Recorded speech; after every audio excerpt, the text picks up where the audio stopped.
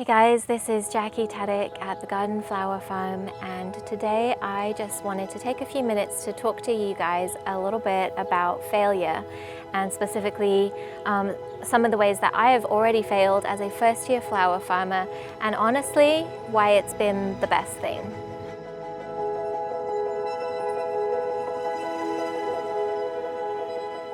Okay, so one of my first big fails this year, being my first year growing flowers, was with both eucalyptus and lisianthus. And for those of you that may or may not know, both of these they kind of have a bit of a bad reputation for being tricky to grow, and especially just taking a really long time to start from seed.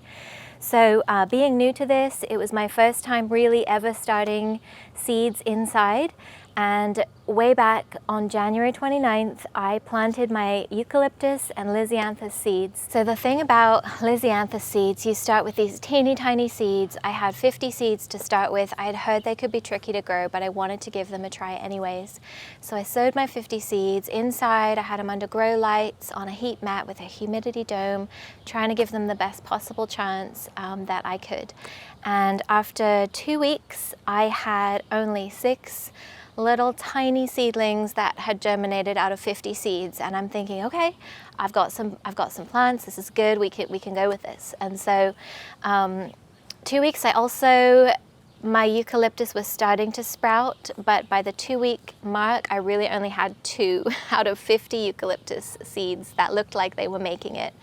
The rest, I think what happened is my seedlings got too dry, the combination of being on a heat mat, not checking frequently enough for water.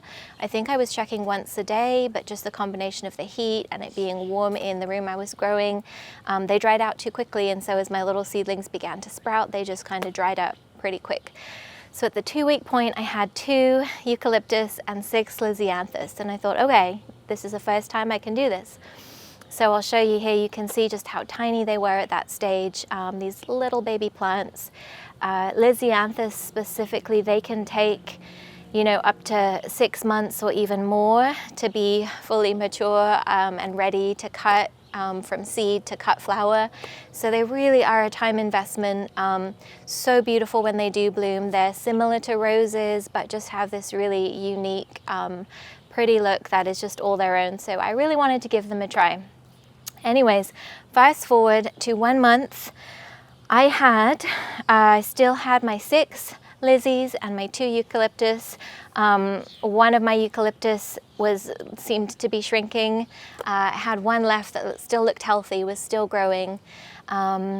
Just patiently trying to measure the water that they were getting, take care of them in every way I knew how, make sure the lights were close enough to my little seedlings to keep them happy, as we were still in those cold winter months before they were ready to be transplanted outside. So fast forward to mid-May, I've had my little baby seedlings now for 4 months. I'm down to 1 eucalyptus plant and still have my 6 lisianthus.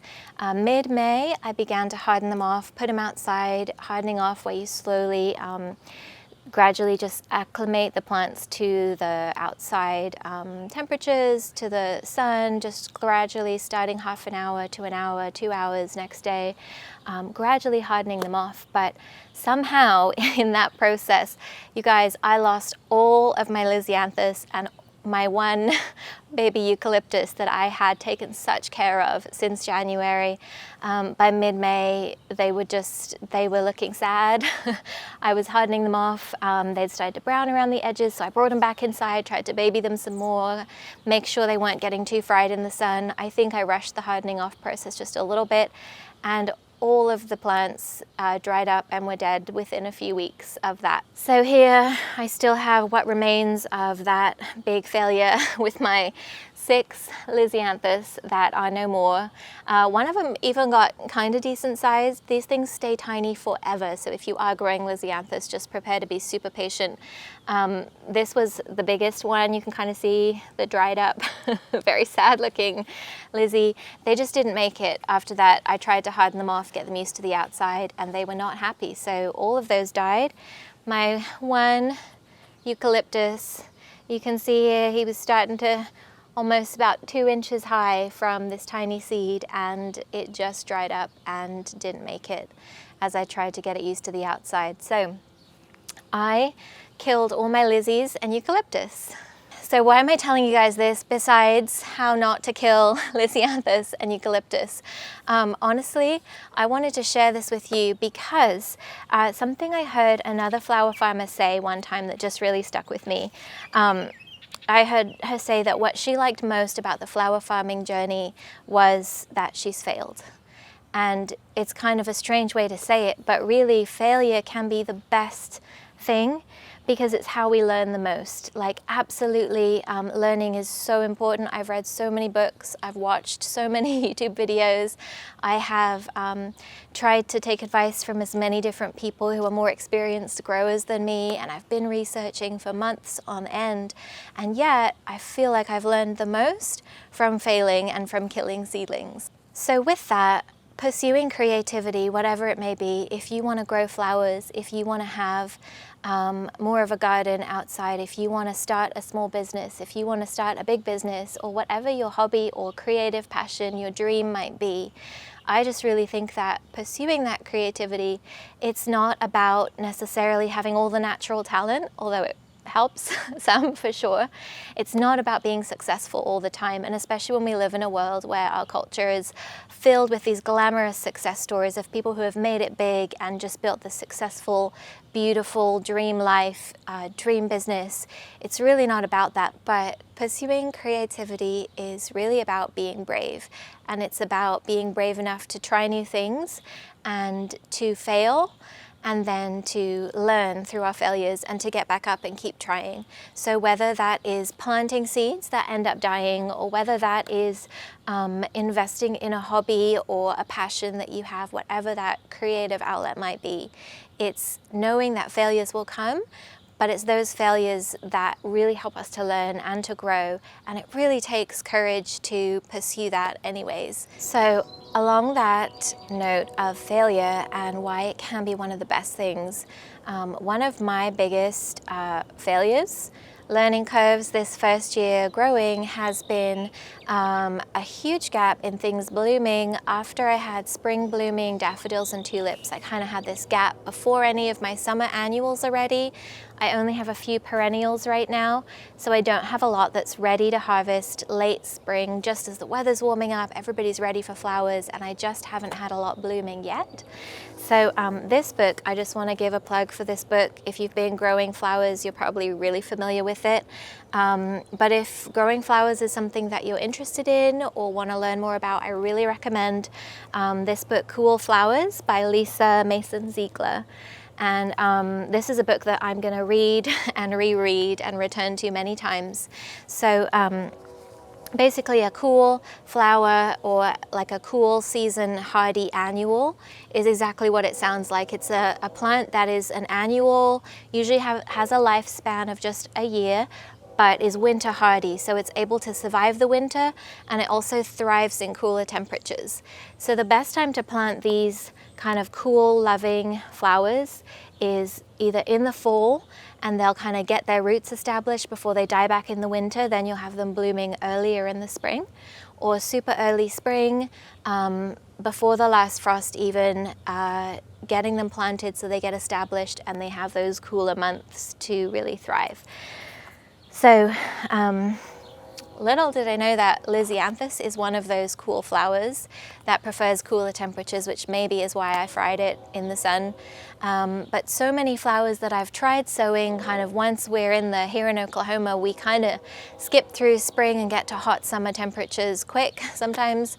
So we've had weather in the 90s, and some of my cool loving flowers have just not been doing as well because the temperatures have heated up quicker, and I should have had them planted earlier. So again, I can't recommend this enough.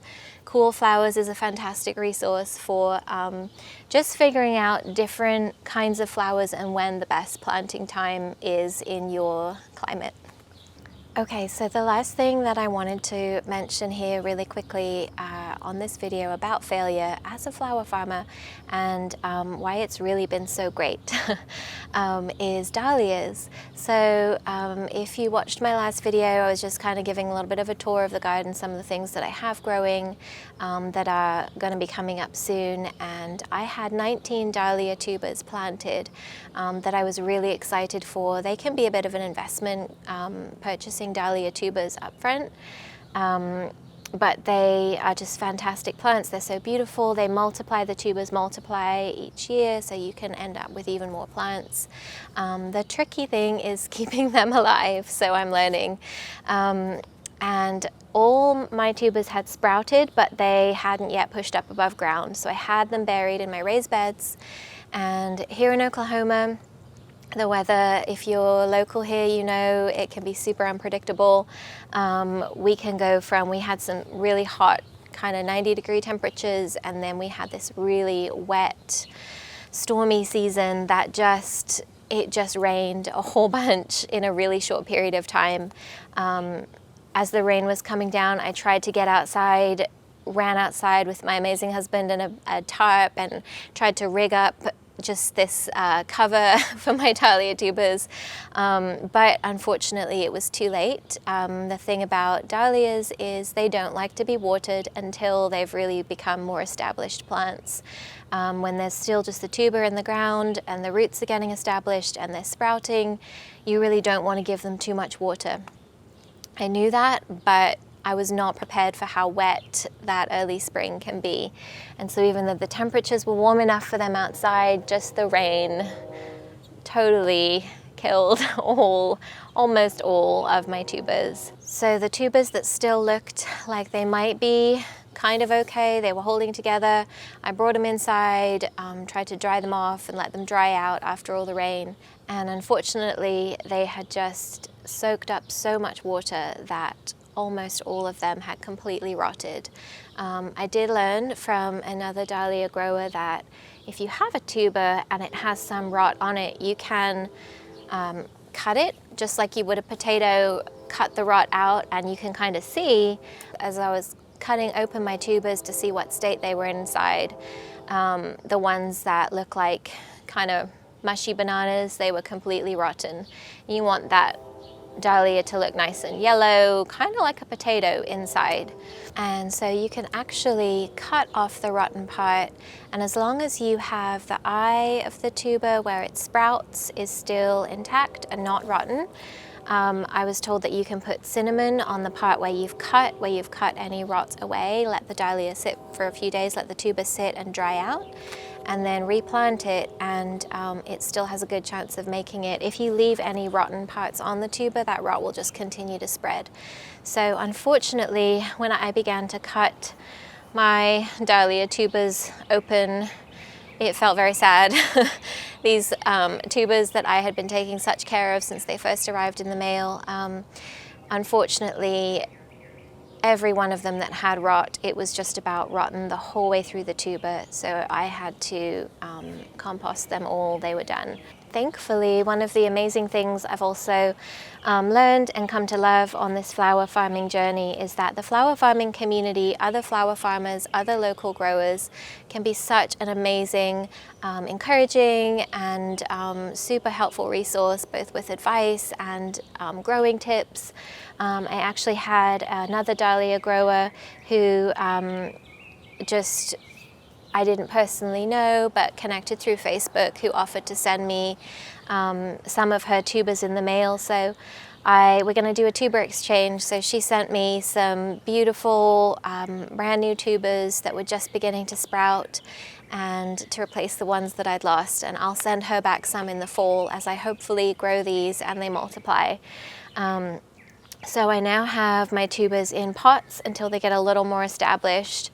It'll be later in the season than I was hoping that I will hopefully get blooms from these plants, but I'm really excited that I can have a fresh start, and I'm going to keep learning all I can about dahlias, how to grow them, how to store them, what not to do. I expect many more failures, many more mistakes through the season, But again, that failure as a flower farmer, it has been the best thing because I've learned so much. And it really, I just want to encourage you just to close this out, that whatever your passion might be, whether you have any interest in growing flowers, in starting any kind of creative business or hobby, to be brave, expect failure, but know that failure can be the best gift because it's what helps us to keep learning, to keep trying new things, and to really embark on a lifelong journey of learning. So hope that this has been helpful to you, and just encouraged you in whatever that creative endeavor may be. Here at the Garden Flower Farm, thanks for watching. I'm going to be posting again soon another video. I'm sure there'll be many more stories of failure to come and what I've learned through that as a first-year grower. Next video coming up, I hope to share another garden tour so you can see how some of my plants have been growing and what is starting to bloom here in mid-June in Oklahoma. Thanks guys, we'll see you in the next one.